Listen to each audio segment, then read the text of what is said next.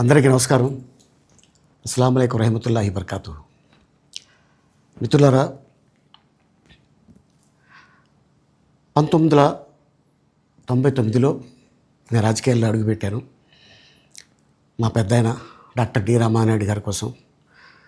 ఎందుకంటే నేను child artist తర్వాత నేను మళ్ళీ ఒక వయసు వచ్చిన తర్వాత నాకు అద్భుతమైన అవకాశం ఇచ్చి ప్రేమ ఖైదీ అనే సినిమాతోటి మళ్ళీ నా కెరీర్ స్టార్ట్ అయింది చైల్డ్ ఆర్టిస్ట్ తర్వాత.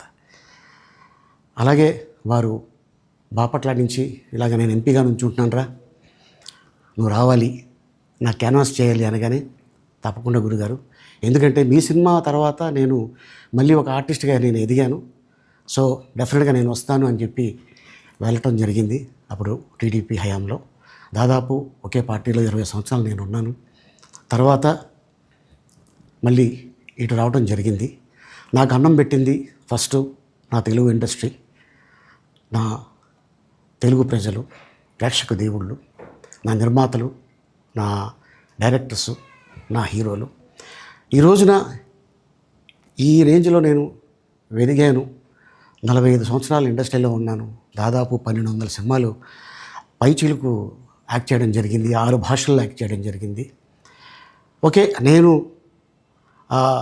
దయాగుణం ఉంది, భగవంతుడు ఇచ్చాడు కాబట్టి నాకు రాజకీయం తోడైతే కొద్దిగా 10 మందికి నేను సాయపడగలను అనే ఉద్దేశంతో రాజకీయాల్లోకి వచ్చాను తప్ప రాజకీయాలు చేయాలని రాజకీయాల్లోకి రాలేదు.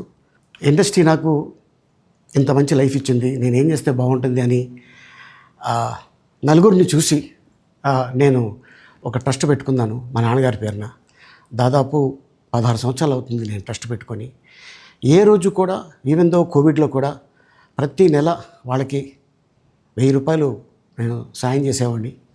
కోవిడ్లో కూడా ఆపకుండా అలా కంటిన్యూగా సాయం చేస్తూనే ఉన్నాను. చాలామందిని నా కుటుంబంలో అవ్వచ్చు, బయట వాళ్ళు అవ్వచ్చు, చుట్టాల్లో అవ్వచ్చు, చాలామందికి చదివించాను నేను.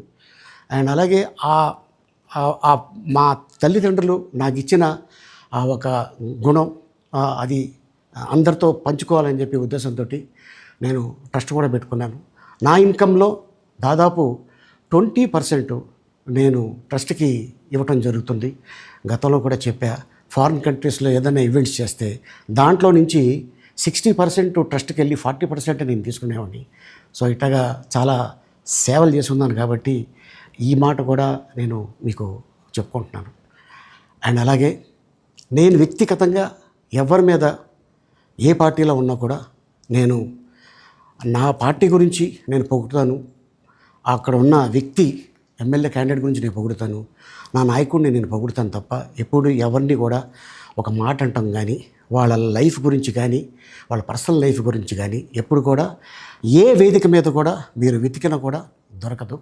అండ్ అలాగే సో నేను ఈ రోజున మీ ముందుకి రావడానికి కారణం ఏంటంటే, నేను ఏ పార్టీ మనిషిని కాదు, ఏ పార్టీ సపోర్టర్ని కాదు, ఐఎమ్ జస్ట్ కామన్ మ్యాన్గానే ఉండి ఇక నా సినిమాలు, నా షూటింగ్లు నేను చేసుకుందాం అని చెప్పేసి అనుకుంటున్నాను.